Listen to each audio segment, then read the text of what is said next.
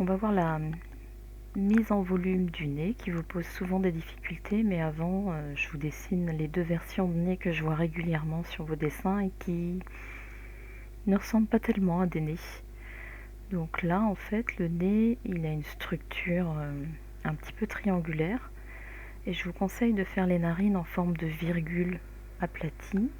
De chaque côté, en fait, des trous de nez en forme de virgule, vous faites l'aile du nez. Et ensuite, tout le reste, vous structurez le nez par un ombrage. Donc là, je vous ai mis grossièrement la manière dont se posent les ombres avec le crayon graphite. Alors, plus vous serrez au milieu du nez, là, plus vous allez avoir un nez qui va faire féminin.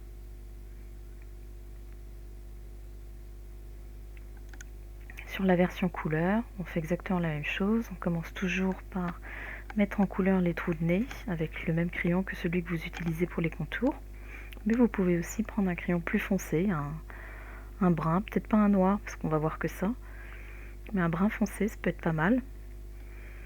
Et donc, votre trou de nez, c'est toujours une espèce de virgule. Et ensuite, voyez, vous structurez la forme de votre nez en venant des ombres tout autour. Vous foncez progressivement.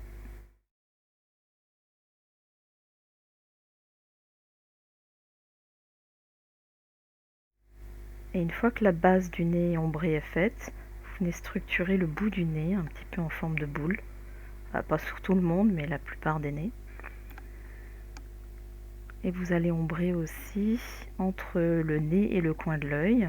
Et donc c'est là qu'il faut veiller à bien resserrer. Sinon on a l'impression que c'est un nez de boxeur.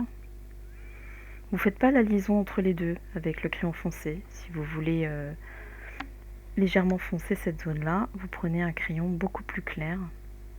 Sinon on va voir que votre nez sur votre visage. Et c'est pas forcément ce qu'on aime mettre en valeur sur un dessin.